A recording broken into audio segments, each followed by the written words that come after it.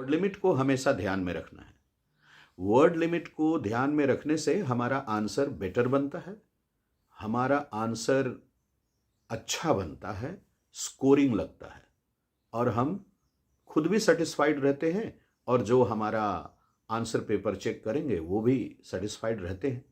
ये सुविधा सभी को हो जाती है।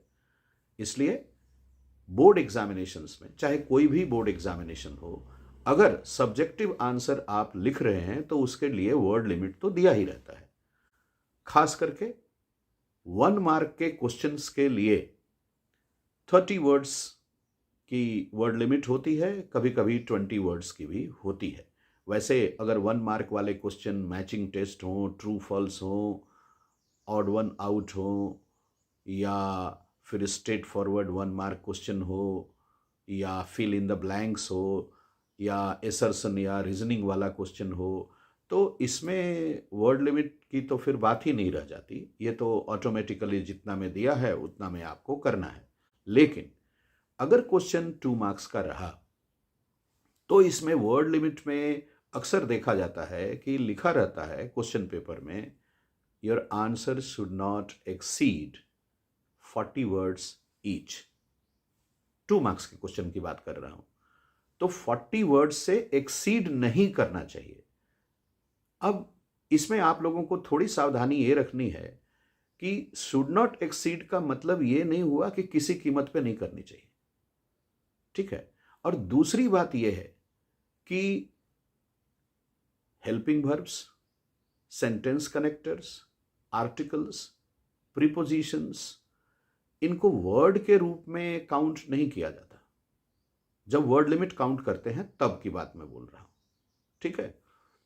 तो 2 मार्क के आंसर के लिए, प्रत्येक आंसर के लिए वर्ड लिमिट क्या है? 40 वर्ड्स। आप 45 तक भी जा सकते हैं, 50 तक भी जा सकते हैं, कोई दिक्कत नहीं है।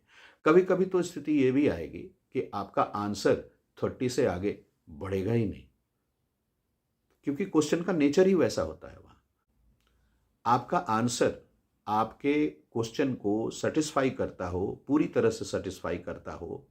जो बातें जरूरी नहीं है उस आंसर में लिखने की, उनको लिखने की कोई आवश्यकता नहीं है, और जिनको लिखना बहुत जरूरी है उनको लिखना भी है।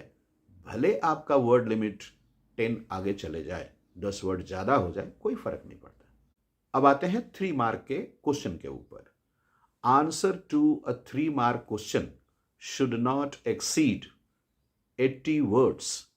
80 शब्दों से ज्यादा नहीं लिखना है।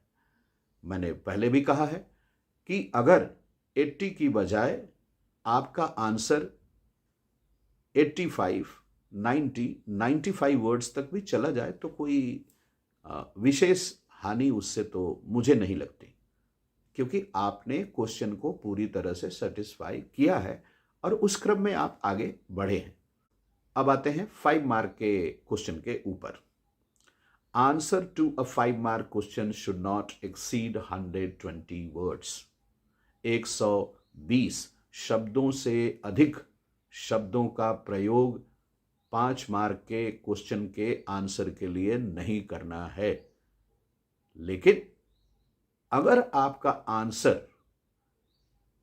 10, 15, 20 वर्ड्स तक एक्सीड भी कर जाए और आपका आंसर इससे बेटर बनता हो तो आप कीजिए, हेजिटेशन मत रखिए।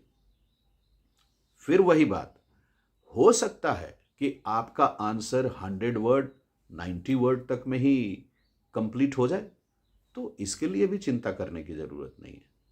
आप शब्द गिनने बैठ जाएंगे तो परेशानी हो जाएगी, मुश्किल में पड़ेंगे आप। तरीका क्या है फिर भाई? आपको अपनी हैंडराइटिंग का फॉन्ट अच्छे से मालूम है, बिल्कुल अच्छे से मालूम होगा।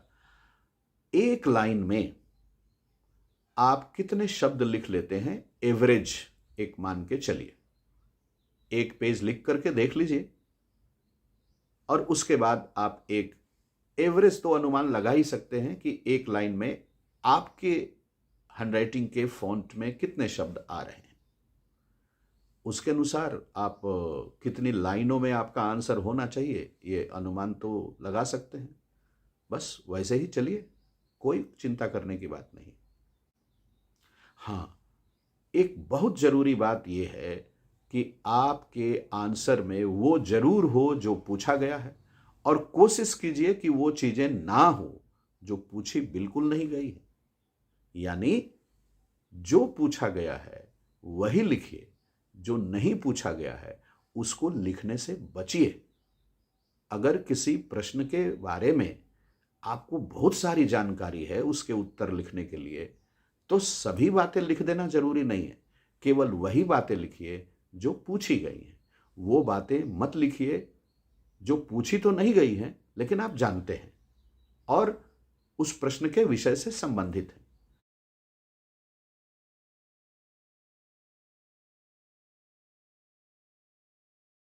तो मुझे लगता है कि वर्ड लिमिट के बारे में अब आप लोगों को कोई परेशानी नहीं होनी चाहिए। एक बात का बस ख्याल रखिए, आप जितना ज़्यादा रिटन प्रैक्टिस करेंगे वर्ड लिमिट को लेकर के, आप उतना ज़्यादा सक्सेसफुल होंगे। प्रैक्टिस, प्रैक्टिस एंड प्रैक्टिस, इसके अलावा आपके पास कोई उपाय नहीं है, क्योंकि बार बार प्रैक्टिस करने से आपका आंसर बेटर, फर्दर बेटर होता जाता है। Take care and practise well.